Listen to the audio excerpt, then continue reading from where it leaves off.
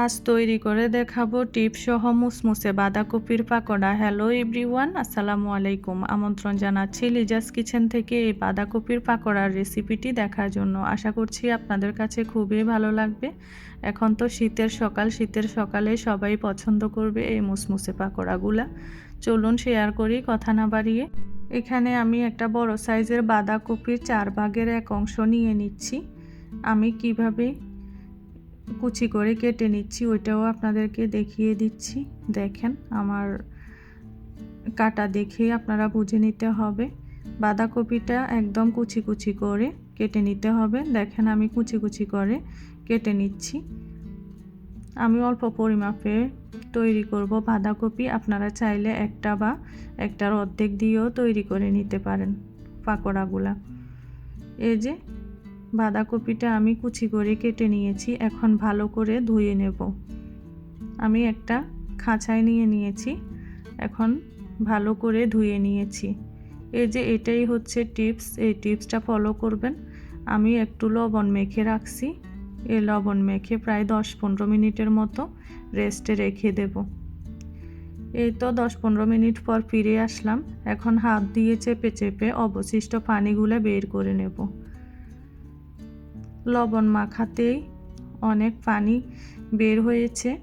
এই পানিগুলো আমি এই বাঁধাকপি থেকে বের করে নেব, তাহলে একদম মুসমুসে হবে বাঁধাকপির পাকোড়াগুলো যখন ভাজবেন। এই তো সবগুলা বাঁধাকপি আমি চেপে চেপে পানি বের করে নিয়েছি। এখন উপকরণ অ্যাড করব। এখানে একটা বড় সাইজের পেঁয়াজ কুচি করে দিয়ে দিচ্ছি। এর সাথে দিয়ে দিচ্ছি কাঁচামরিচ কুচি।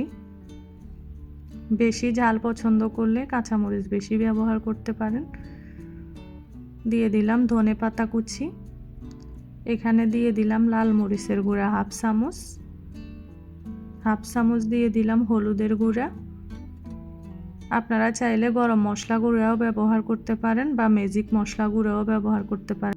এই যে দেখেন, আমি 1 প্যাকেট ম্যাজিক মশলা গুঁড়া ব্যবহার করেছি এখানে। আপনারা চাইলেই ব্যবহার করতে পারেন হাতের কাছে থাকলে, না হলে গরম মশলা গুঁড়াও ব্যবহার করে নিতে পারবেন। দিয়ে দিলাম আরও একটু স্বাদ মতো লবণ।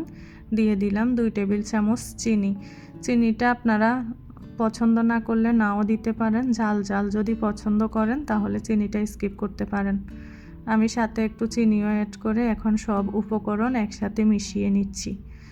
এখন অ্যাড করে দিচ্ছি আমি ময়দা। 1 কাপ ময়দা ব্যবহার করতেছি। আপনারা চাইলে এখানে চালের গুঁড়া, আটা বা কর্নফ্লাওয়ার ব্যবহার করতে পারেন। দিয়ে দিলাম এর সাথে 3 টেবিল চামচ কর্নফ্লাওয়ার। আমি কর্নফ্লাওয়ার আর ময়দা ব্যবহার করেছি। আপনারা চাইলে চালের গুঁড়াও ব্যবহার করতে পারেন। সাথে দিয়ে দিলাম একটা ডিম।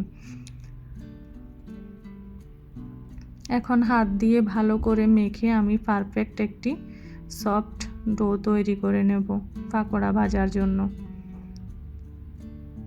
এই যে দেখেন, আমি কেমন নরম বা শক্ত রেখেছি, একদম পারফেক্টভাবে তৈরি করেছি। বেশি নরম করাও যাবে না, আবার বেশি শক্ত হলেও ভালো লাগবে না ভাজলে।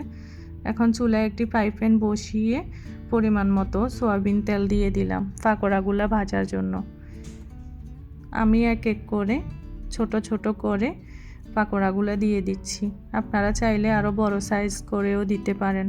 যার যেমন পছন্দ এমন সাইজেই পাকোড়াগুলো ভেজে নিতে পারেন। এই তো এক এক করে আমি সবগুলা পাকোড়া দিয়ে দিলাম ভাজার জন্য। এখন উল্টে পাল্টে ভালো করে চুলার আঁচ মিডিয়ামে রেখে আমি ভেজে নেব। হাই হিটে রাখলে কিন্তু চুলার আঁচ পাকোড়াগুলো পুড়ে যাবে, ভিতরে হবে না, খেতেও ভালো লাগবে না। চুলার আঁচ মিডিয়াম টু লো হিটে রেখে ভেজে নিতে হবে। এই যে দেখেন, আমি উল্টে পাল্টে ভেজে নিচ্ছি পাকোড়াগুলো। এভাবে করে চুলার আঁচ মিডিয়াম টু লো হিটে আমি ভেজে নেব সবগুলা পাকোড়া। এই যে দেখেন, সুন্দর একটা কালার চলে আসছে পাকোড়াগুলোতে। এখন তো শীতের মৌসুম, সবাই পছন্দ করবে বিকাল বা সকালের নাস্তা হিসাবে এই বাঁধাকপির পাকোড়াগুলা।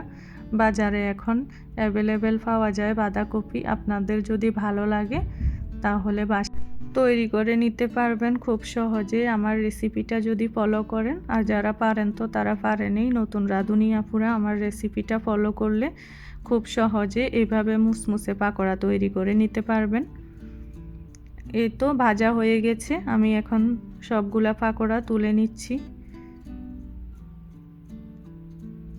এই তো আমার সবগুলা পাকোড়া তুলে নেওয়া হয়ে গেছে। এখন আমি একটা সার্ভিং ডিশে সার্ভ করে নিচ্ছি। এই তো সার্ভ করে নিয়েছি, সাথে 2 রকমের সস রেখেছি। আপনারা সস দিয়েও খেতে পারবেন, আপনাদের পছন্দের সস দিয়ে সার্ভ করে নিতে পারবেন। দেখেন কেমন মুসমুসে হয়েছে, ভিতরে সফট, উপর দিয়ে একদম মুসমুসে হয়েছে। এই যে দেখেন ভিতরটা একদম সফট হয়েছে, অনেক ভালো লেগেছে এই পাকোড়াগুলা। আপনাদের যদি ভালো লাগে কমেন্ট বক্সে মতামত জানাবেন। ভালো থাকবেন সবাই, আল্লাহ হাফেজ।